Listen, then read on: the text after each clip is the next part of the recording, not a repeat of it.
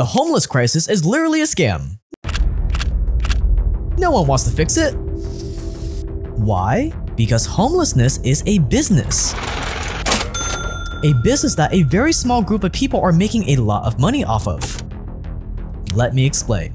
So you're the head of an organization that's tasked with solving homelessness in a place like New York City. Maybe you operate homeless shelters, maybe you're the one building homeless shelters, maybe you prepare and hand out food to the homeless. Whatever it is, you are a generous, noble person doing God's work, and you have your work cut out for you. There are around 100,000 homeless people in New York City right now, including children. So if you're gonna solve this homelessness crisis, each of those 100,000 people are gonna need food, water, heating, a place to live, job training to get them working again, and that's gonna cost a lot of money. Luckily, the city of New York has your back. The city gets a $2.6 billion slush fund every single year to solve this homelessness problem. $2.6 billion for 100,000 people. Think about how much money that is. That breaks down to $26,000 for every single homeless person on the streets of New York right now. On top of that, New York City has over 350,000 vacant units. Units no one lives in. Maybe they need a little bit of a touch-up, but 350,000 units just waiting to be occupied.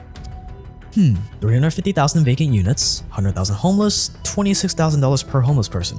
Wait, 350,000 vacant units, 100,000 homeless people.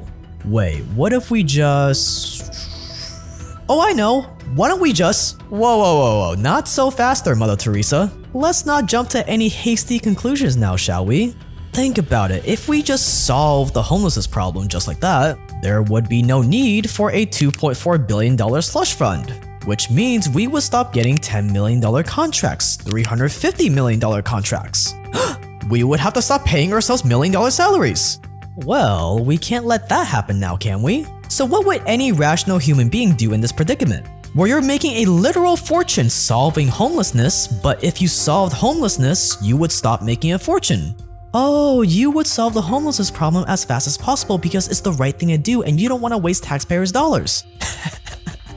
Yeah, right. No, you would do your best to stretch out this crisis as long as possible. Because as long as there are homeless in the streets, there is money to be made. So give the homeless the bare minimum. Slap together a peanut butter sandwich, throw it in a bag, hand it to them, and then charge the city a kidney for it. See, on the outside, you want to act like a saint that never quite has enough money to accomplish your mission. While in the background, you quietly siphon as much money out of this homelessness business as possible. This is the reality that everyone is afraid to say out loud. It's why even with this giant budget, homelessness in New York City is at the highest levels it's ever been since the Great Depression, with almost double the amount of homeless people compared to 10 years ago. Homelessness is a racket. And if you're gonna participate in this racket, you better play it right. Subscribe for more, and welcome to the Homelessness Industrial Complex. And the more money that the government spent on the issue, the more homeless we were getting. If you want to make more money, if you're looking to make big moves, then you gotta have a good bird's eye view of what's happening in this crazy ever-changing world. The problem is reading or watching financial or economic news is time-consuming and very hard to understand. That is why you gotta check out the Daily Upside. And this is free too, so you're gonna want to stick around. The Daily Upside is this awesome free newsletter that condenses all the business, economics, and investing news out there. It serves it to you on a silver platter via super short, sweet newsletter straight into your inbox every single day. It has over 750,000 subscribers and was founded by a group of financial professionals. Every email starts off with a short paragraph or two, then a few of the most important bullet points you need to know for the day, and if any of those bullet points interest you, simply scroll down and read the super quick summaries on each of those stories. And then boom, you just got a great bird's eye view of the most important things happening in the world right now, so you can make more educated business and investing decisions in just a few minutes. I personally love getting my news from the Daily Upside every day, and sometimes their stories even inspire some of my video ideas, like the $100 million daily video. And signing up is free and takes less than 10 seconds. Simply pause the video right now, click the link below, type in your email, and you are set. You literally have nothing to lose, and you'll be supporting this channel. So pause the video and click the link below now. Thanks to the Daily Upside for sponsoring this video.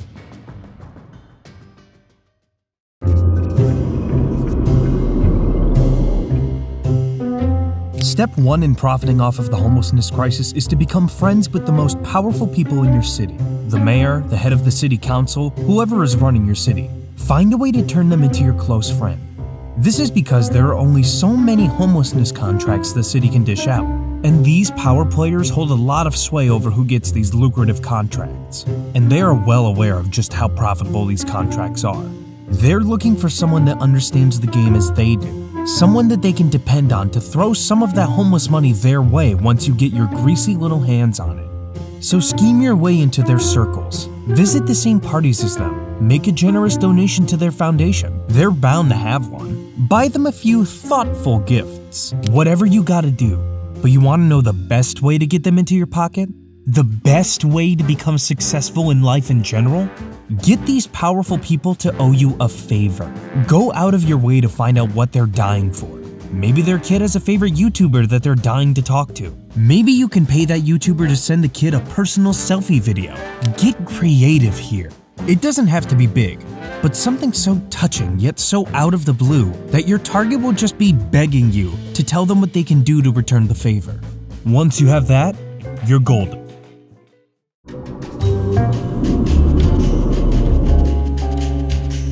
Step 2. Create an organization that's supposed to support homeless people.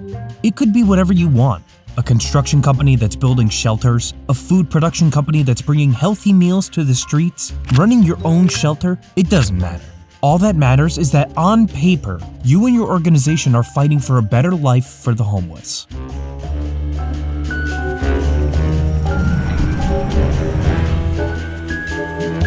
Step 3. Now it's time to go back to that powerful man in office and call in that favor. You know that new $10 million contract? That $100 million contract that helped in the war against homelessness? Why don't you toss it my way? If you played your cards right, he will undoubtedly say yes. Who else would he give it to? Some other schmuck that he doesn't know? Or you, his friend and ally? Government contracts at the local level like this almost always go to the friends and family of the politician or bureaucrat in charge because why not? Friends help out other friends. Especially if your friends can give you a little side action after they get the contract.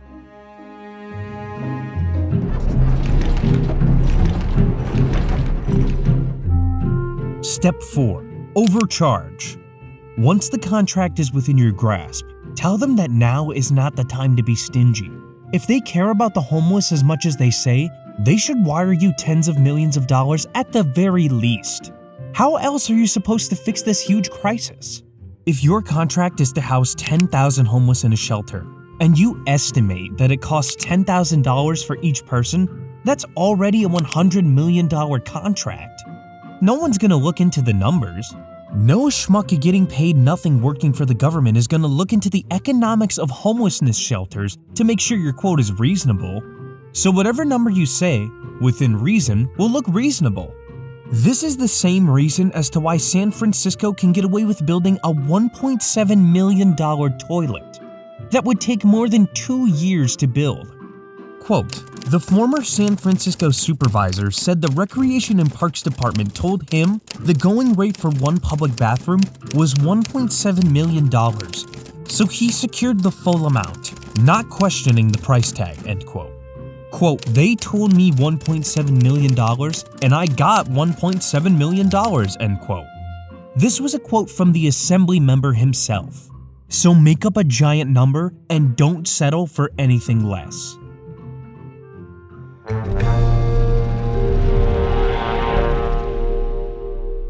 Step 5. Now that the money's in your account, you kinda have to start doing something to help some homeless people.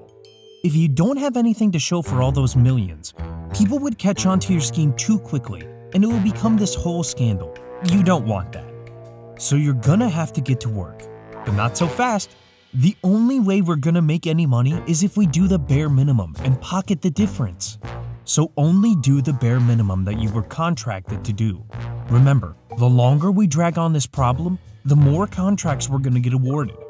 So instead of building clean, safe, low-cost housing, you build death trap shelters no homeless person would ever willingly live in. Take this case for example back in 2019.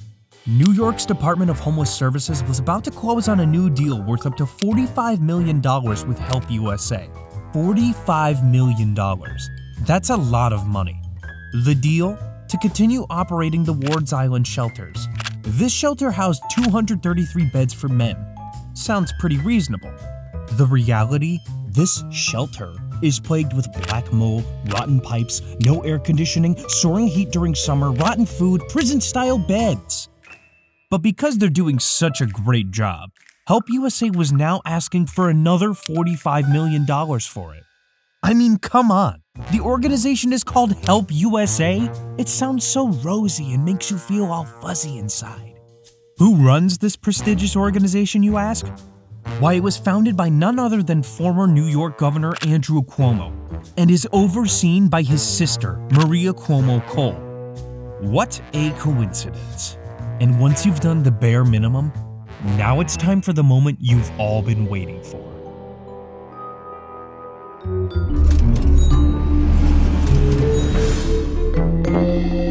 Step 6.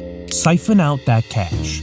There are many ways to go about this, so feel free to get creative. You can hand out contracts to build shelters or food banks to other businesses that you happen to own, and make an insane amount of profit overcharging for your services. You can hire your friends and family and give them a royal salary. Put your politicians' friends and family on payroll to send some money back to them. Put yourself on a fat salary.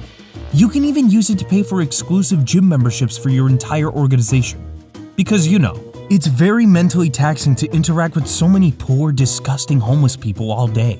You gotta sweat off all that poverty in the sauna at Equinox. It's to improve the mental health of your employees, after all. Take Denise Perry, for example. During the mid-2010s, New York paid her nonprofit in the Bronx more than $10 million to provide shelter and food to families in need. But where did the nonprofit's executive director Denise Perry spend all that money? Her gym membership, car payments, and shopping sprees at luxury brands like Tiffany's. In total, she took over $2.3 million from her organization to cover her exploding credit card bills. You can't help others if you're not looking after yourself, remember? But why stop there? Why not buy yourself a nice sports car to use as a company car? Or use some of the money to build a completely new business from scratch? As long as you can somehow connect your purchases with serving the homeless, all bets are off. You can even host expensive, lavish parties with only the best bottle service and DJs as a fundraiser to raise global awareness of the homelessness situation. The possibilities are truly endless. And Jack Brown was a master at this game. He's the CEO of Core Services Group, a nonprofit organization operating homeless shelters. Since 2017, his organization received a psychotic $352 million in funding, making it the highest paid shelter operator in New York City. And what did Jack Brown do with all that money? He started his own security company that he hired to work in his shelters. He founded a maintenance company that made all kinds of repair work in these shelters. And then there's Flavor Foods, his own catering company that fed the people in his shelters. So he was wiring all the money to his own for-profit companies while collecting a nice cut from all those deals. His salary? Over $1 million a year. Not bad for someone who's leading a non-profit organization. He also hired his relatives for high-paying positions, like his mother and brother who earned sweet six-figure salaries. All in the name of solving that pesky homeless problem. And here's the kicker. His companies didn't even do their job. For one, Brown's security guards slept on the job.